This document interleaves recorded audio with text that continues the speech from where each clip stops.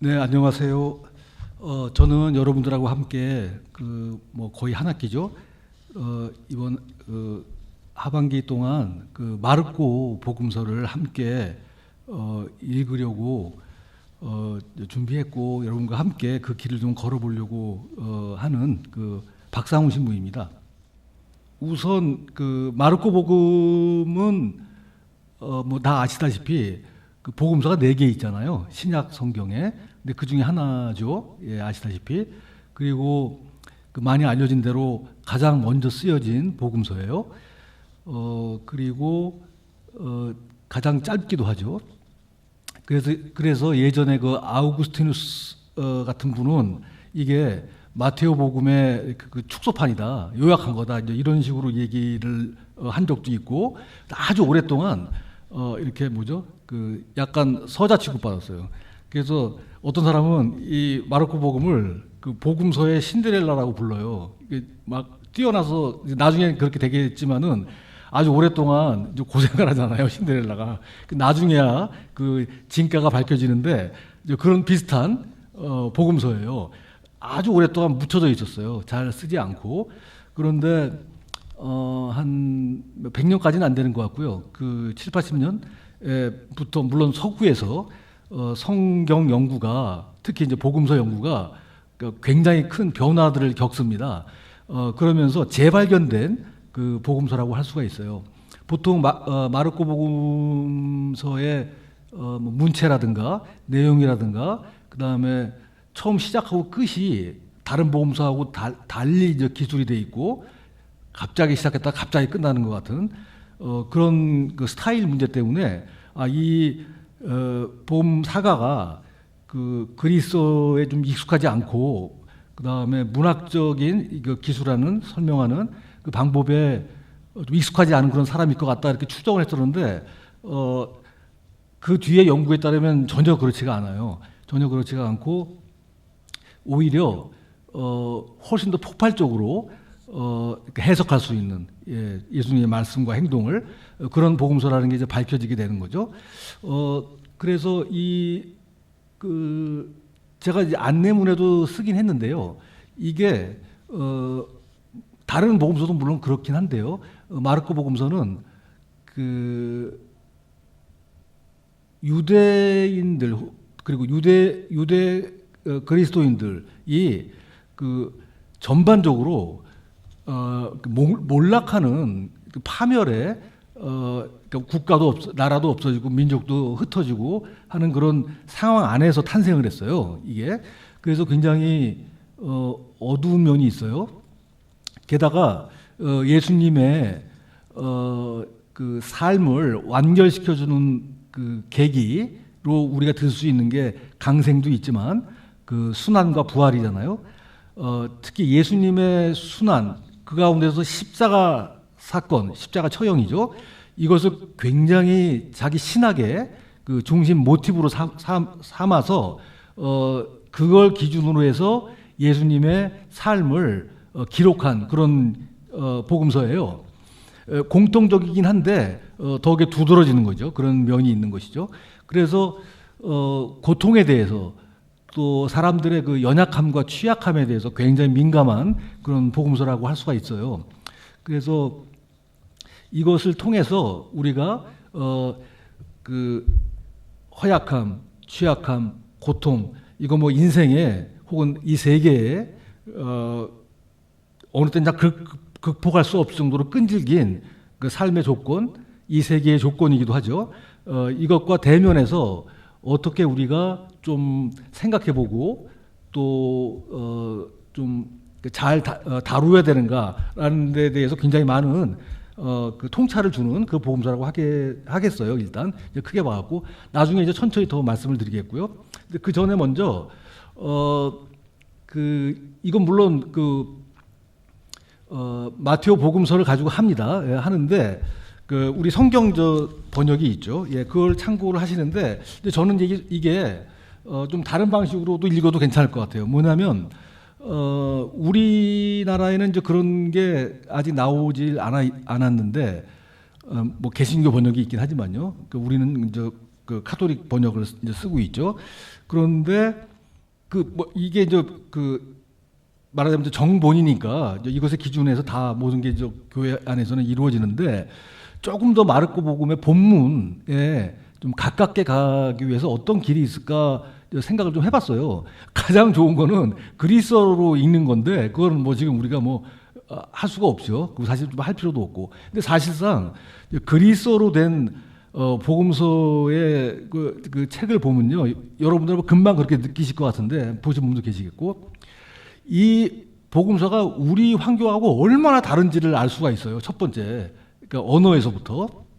그래서 이거는 그냥 번역됐다고 해가지고 이거를 그냥 그대로 받아들일 수가 없는 거예요. 예, 이 텍스트 자체가.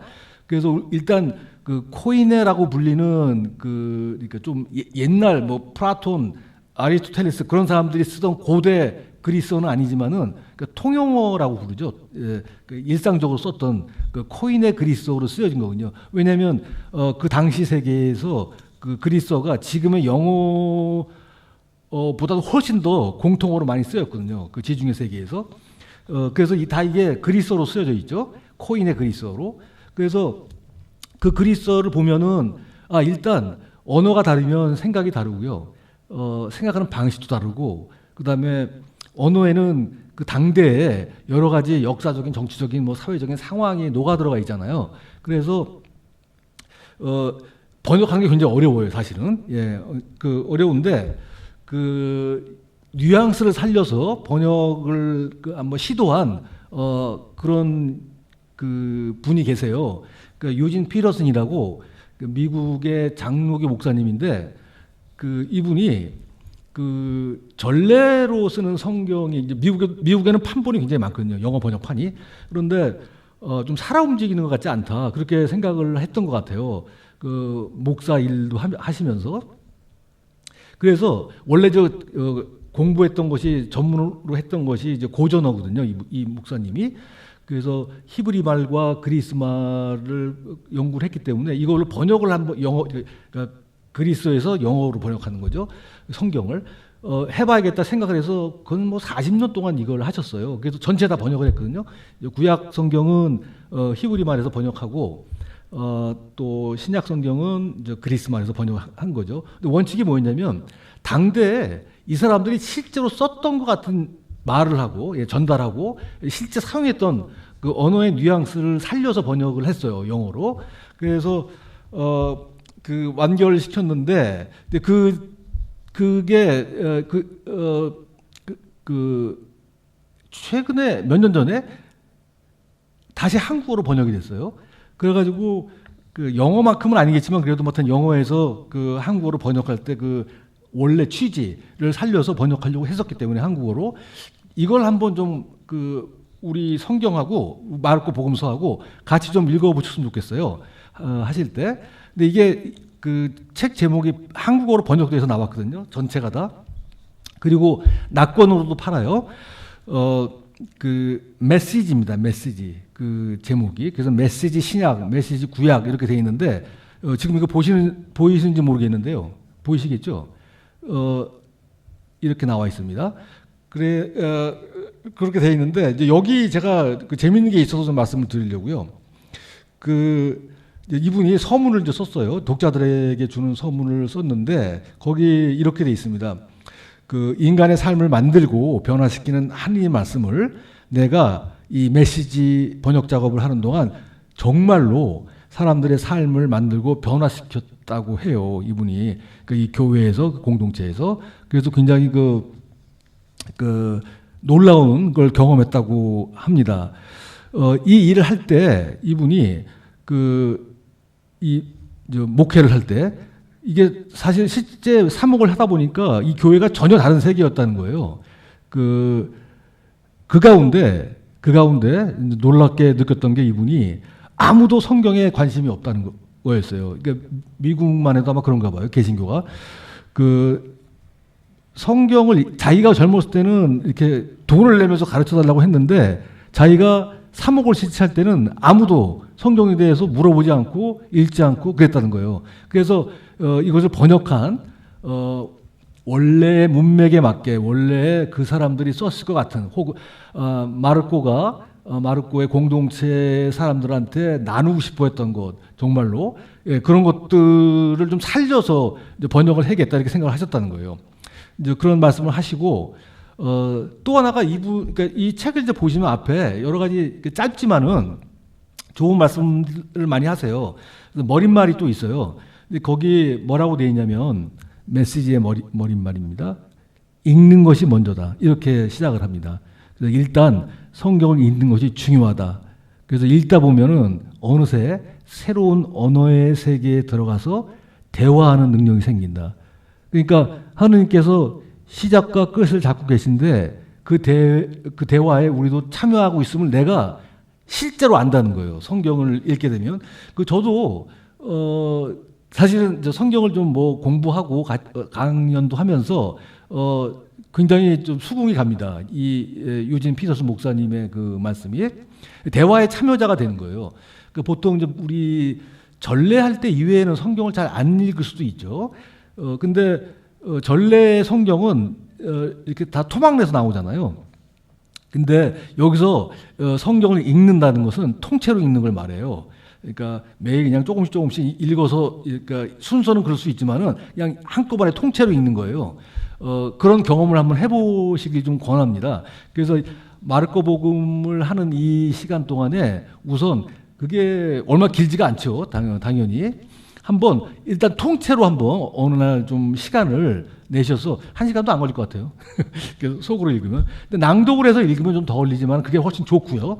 그래서 한번 통째로 한번 읽어보셨으면 훨씬 더 우리 공부에 도움이 되고 그 다음에 읽으면서 그러니까 스스로 낭독하는 겁니다. 그냥 혼자. 그러면서 그 강약이나 쉬어가는데 좀 맞출 수가 있고요. 그 다음에 훨씬 더 뜻이 더 잘 들어오죠. 근데 하여튼 이런 게, 성경을, 이 피터슨 목사님 말씀은 어떤 감동이나 즐거움, 이렇게 느끼는 게 아니고 좀 그냥 해야 되는 거 아닌가?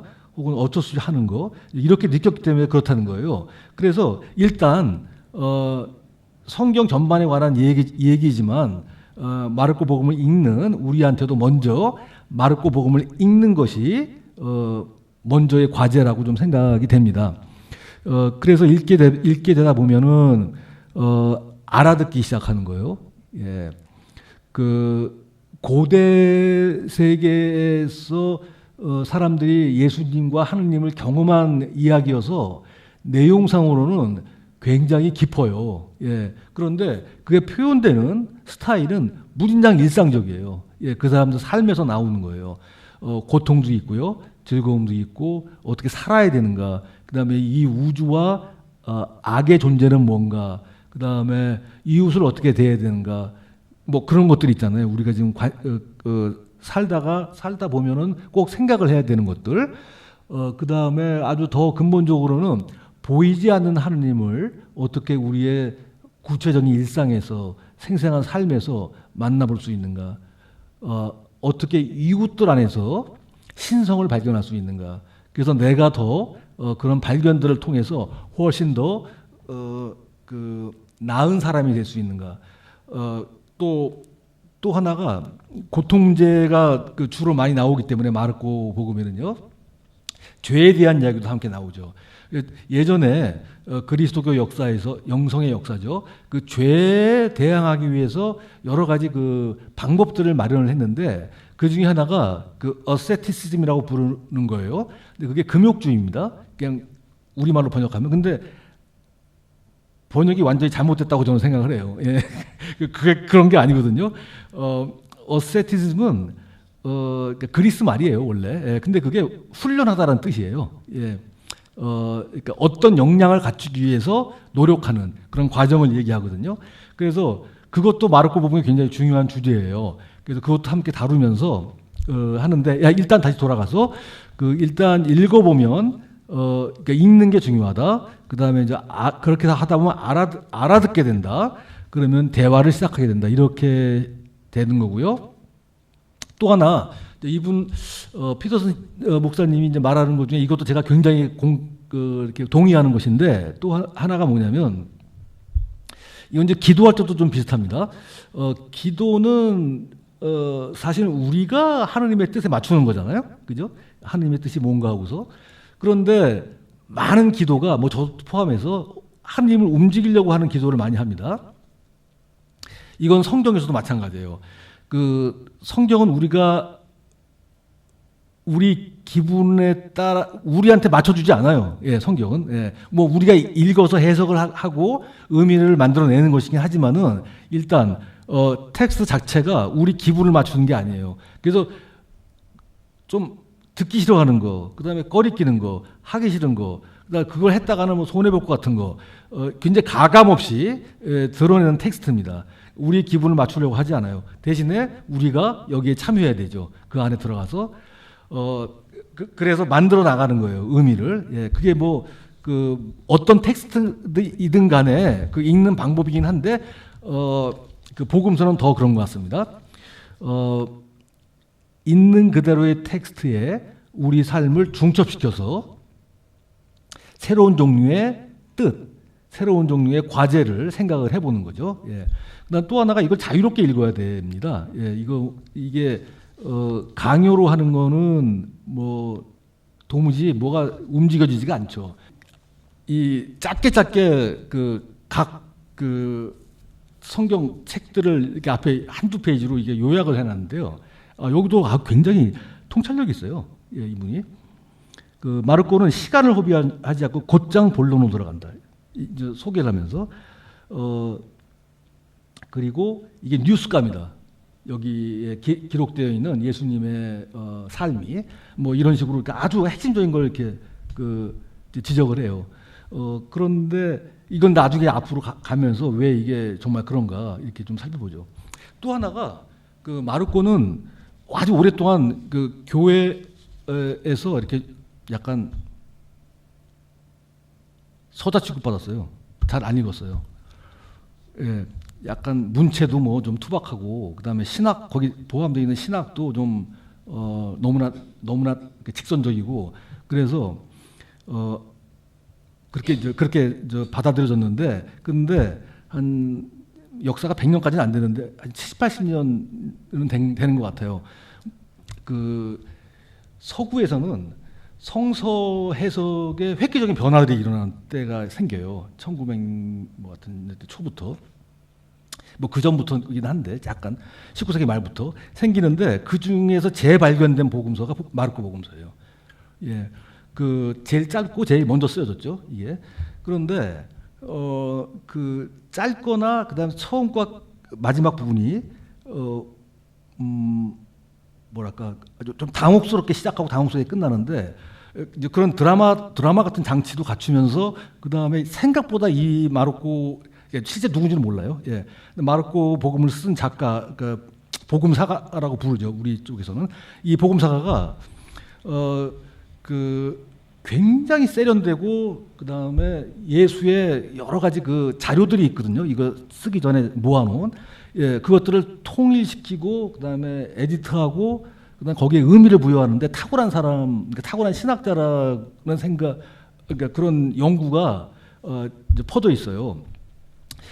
이제 재발견하게 되는 거죠. 근데 신데렐라 복음서라고 불러요, 마르코를. 신데렐라처럼 막 헤매다가 나중에 이렇게 뭐 새로운 그러니까 세계를 만들어내는 그런 그런 것인데 일단 일단 이걸 할 겁니다. 예, 그런데 이제 이걸 한번 이렇게 독서 겸 해서 보시면 굉장히 좋고요.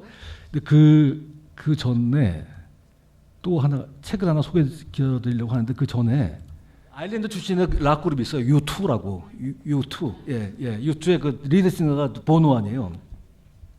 근데 이분이 뭐 좋은 일 많이 해요. 예, 그런데 이 유진 피터슨의 이 번역판을 읽고 삶이 바뀌어요. 예, 그래서 그거를 자기가 영화로 만들어 버린 거예요. 예, 잠깐 한번 보시죠. 여기 아시겠지만 유튜브에는 설정에 가시면 한국어 밑에 자막 할 수 있거든요. 예.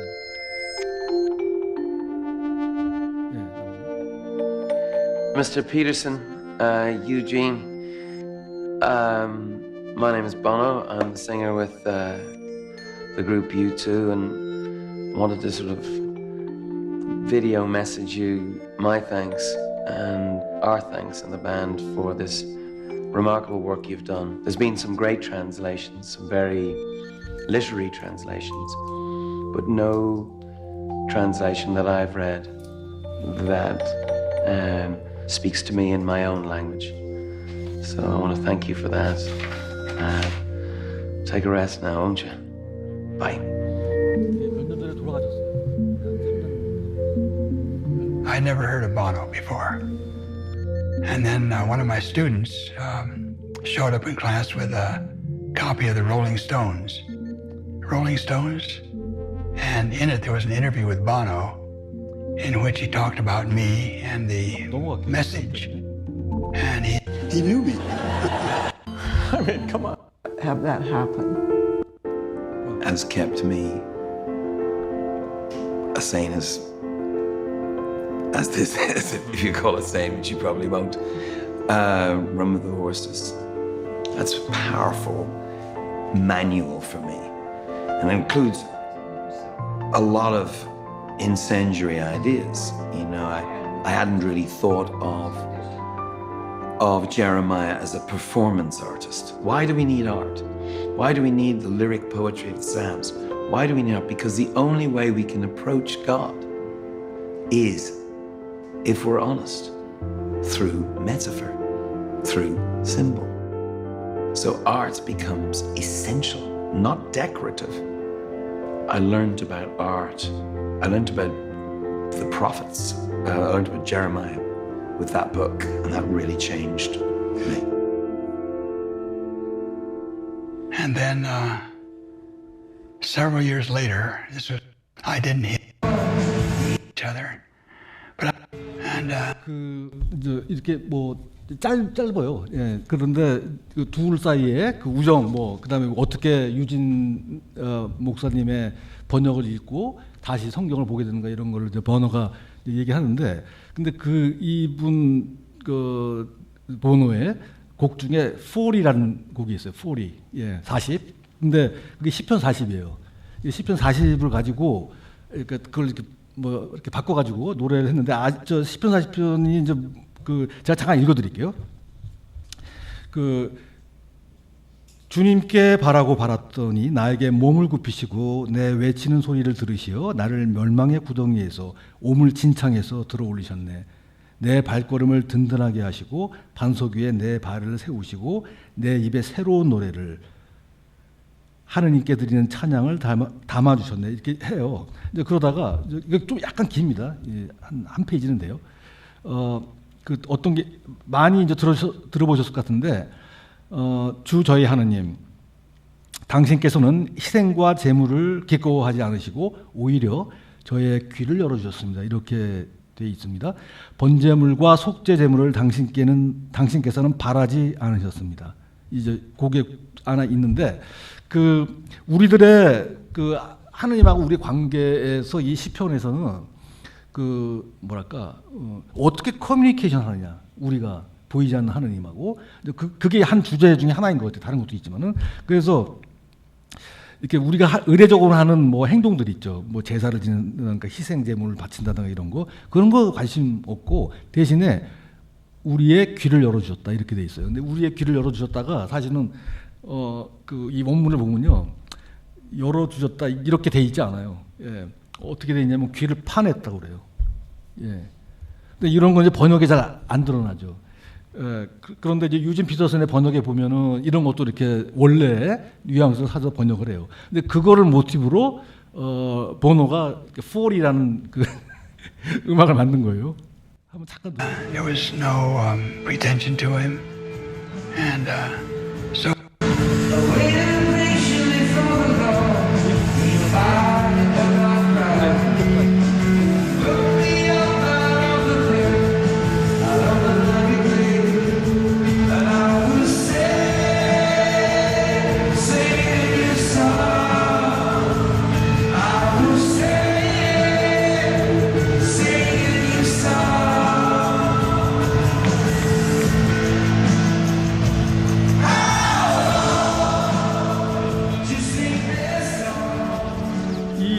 think it's one of his. 프로리는 저기 뭐죠? 이렇게 유튜브에 전곡이 나온 게 많아요. 예, 한번 들어보세요. 굉장히 노래가 좋아요. 예. 마르코 복음에 대해서는 뭐 아마 제 생각에 수만 가지가 있을 거예요. 그에 관한 책이 너무너무 많아요. 그래서 그걸 뭐 우리는 뭐 할 필요가 없고 그 대신에 그 이런 책이 있습니다. 예수 마음 코칭. 이게 그 게라트 로핑크라는 독일의 신약 학자가 있어요. 그런데 이 굉장히 그 뭐죠? 글을 잘 써요. 예, 그 뭐랄까 굉장히 통찰력이 있고 예, 그런 분인데 이 제목은 잘못된 제목이에요. 예, 마음 들어가고 뭐 코칭 들어가면 뭐가 팔릴 것 같아서 한 것 같은데 그게 아니고 나자렛 예수.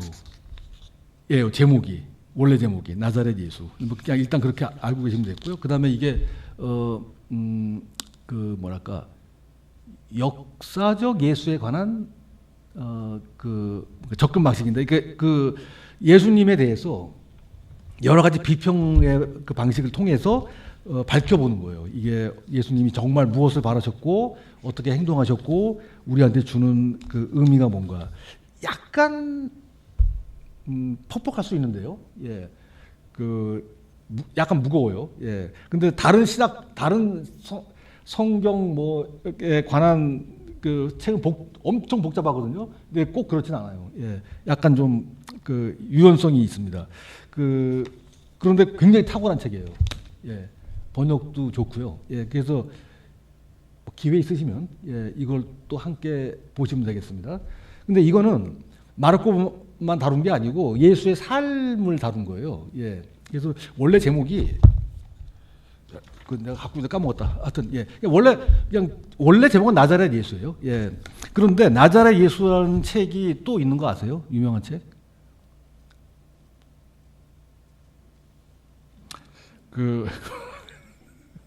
많아요. 많은데 베네딕토 16세 교황이 아마 저 같은데 신학교 교수 할 때 예, 아주 말년에 예, 교황 되기 전에 쓰신 책이에요. 나자렛 예수 1, 2권 이렇게 있어요. 예, 그런데 좋은 책인데 뭐 그것까지 읽으실 것 같지는 않고 그래도 한번 소개해드릴게요. 예, 그리고 이거예요. 그러니까 이분은 성서학자고 요한 바오로 2세는 아니요 베네딕토 16세는 뭐랄까 이렇게 성서학자는 아니지만 신학의 분류 중에 뭐라고 그러죠? 조직 신학. 예. 좀 복잡하죠. 예. 그런 걸 하신 분이고 이거는 성서학자가 쓰니까 굉장히 탁월한 성서학자예요.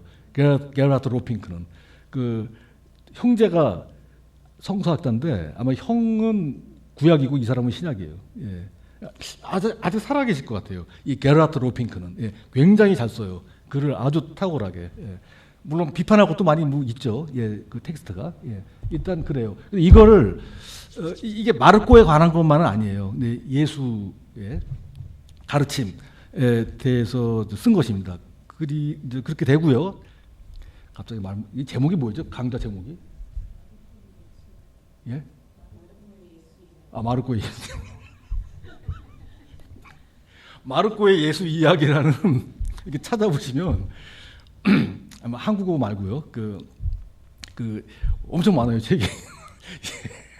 그러니까 마르코가 본 예수, 마르코가 보는 예수님의 활동, 생애 그런 게 있죠. 예. 그런데 이게 일단 시작할 때 이렇게 할게요.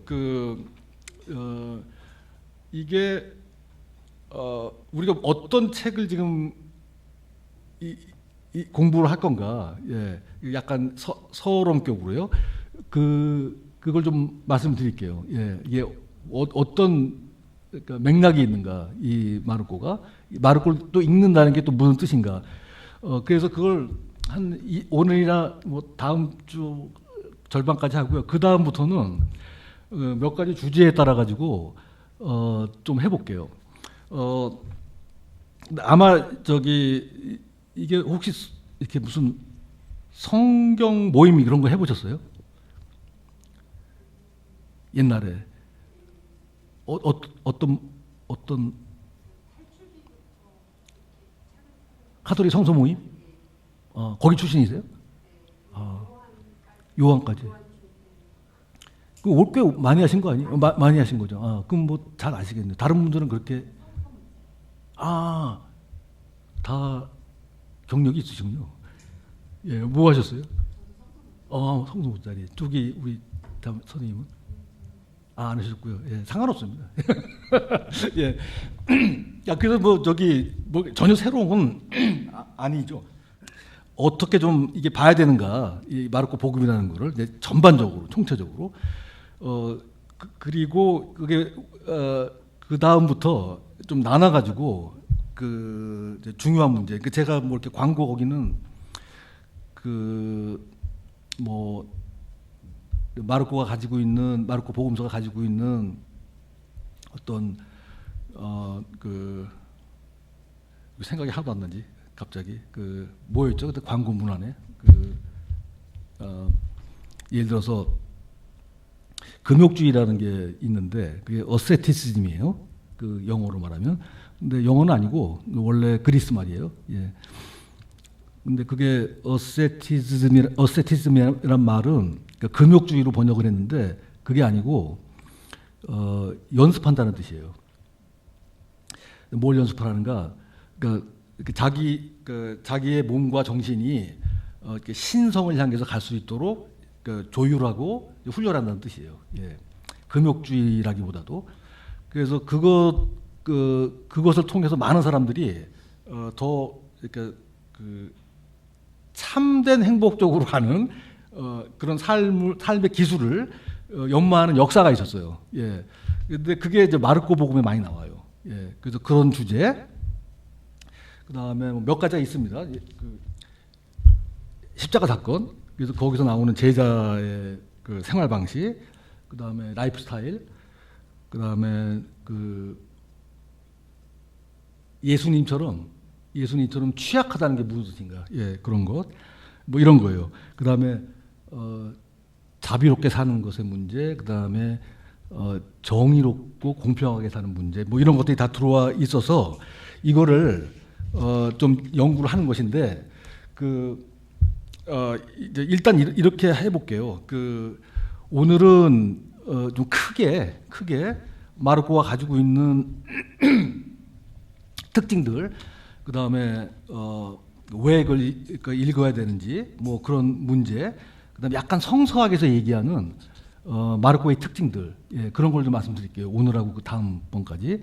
그리고 실제 그 복음서에 들어가서 공부를 할 건데, 그런데 하나 준비해 오셔야 될 게 있는데요. 이 마르코 복음을 이렇게 한 번에 확 읽어봐야 돼요.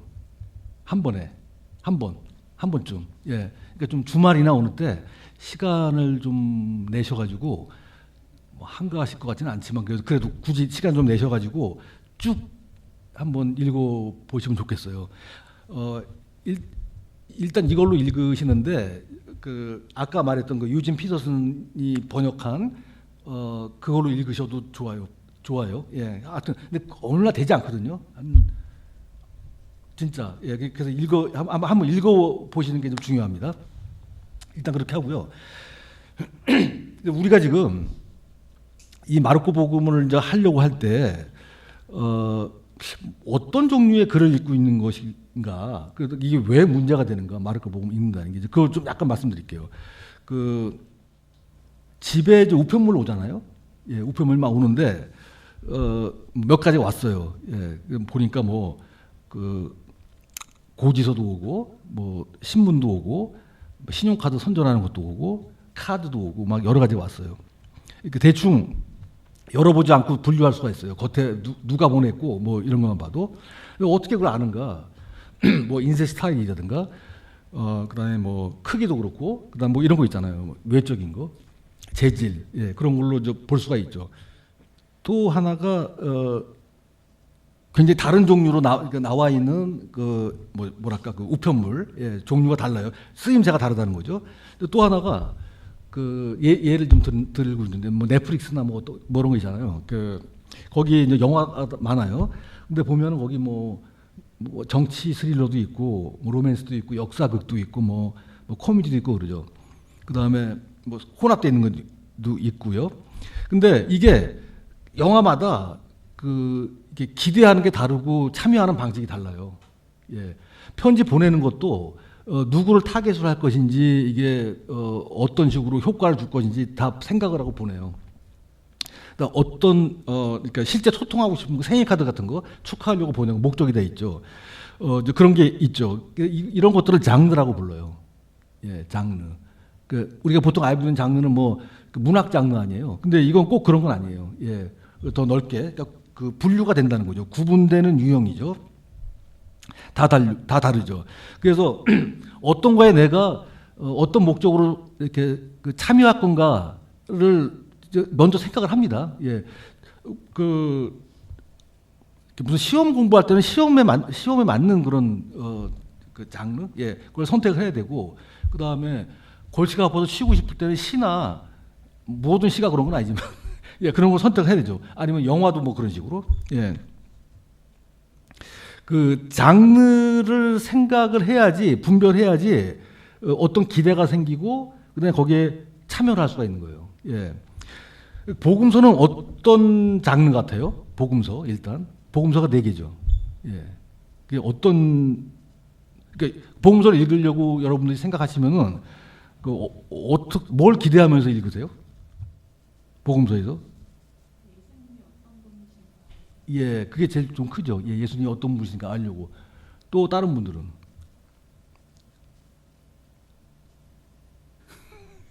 예, 대충 그런 이유죠. 그 복음서가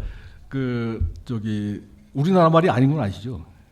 예, 당연히 한국어가 아닌 건 아시죠? 예, 그게 그리스어예요. 예, 근데 그리스어도 종류가 좀 있어요. 예, 근데 이거는 옛날 뭐 플라톤이나 아리스토텔레스 이런 사람이 쓰던 건 고대 그리스어예요. 예, 기원전 막 5, 6세기에 쓰던 거. 무진장 어려워요.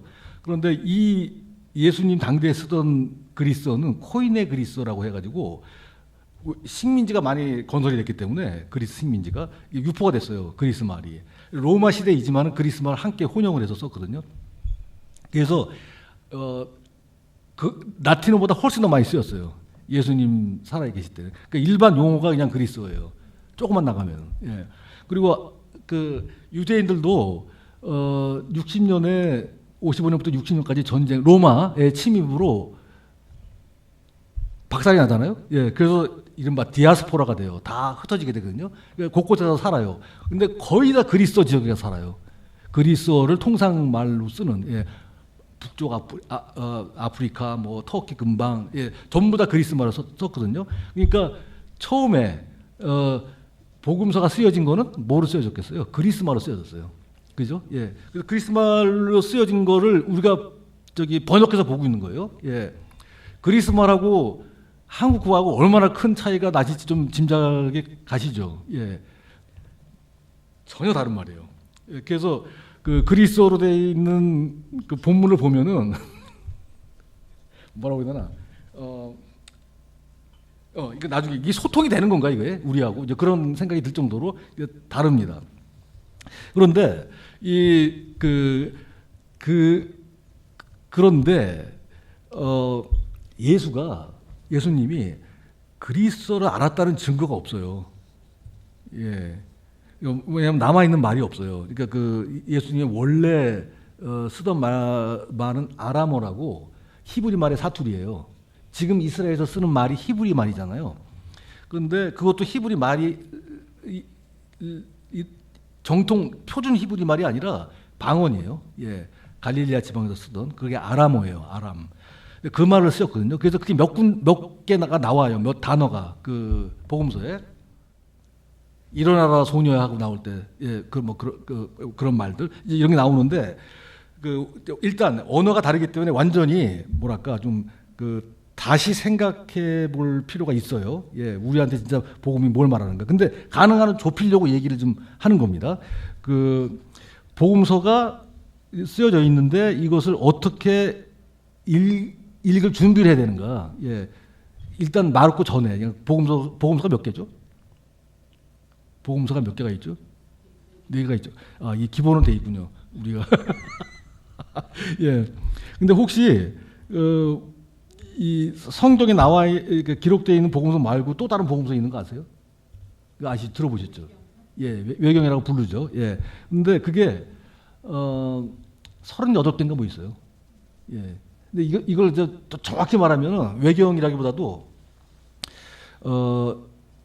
캐노니컬 거스펠이라고 부르고 여기 4개는 예. 그러니까 인정된 복음.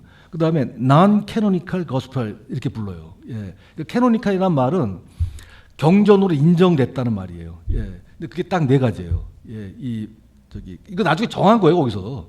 그 초기 교회가. 근데 실제 우리가 남아 있는 걸 보면 훨씬 많아요. 그거보다 더. 근데 안 남아 있고 제목만 남아 있는 것도 있거든요. 그래서 실제 합하면 몇백 개 돼요. 예. 이 복음서가. 그런데 딱 4개만 우리가 쓰고 있어요. 예. 여긴 복잡한 문제가 있어서 좀 다시 설명을 드릴게요. 근데 50분이어서 한 10분 쉬고 할게요. 예.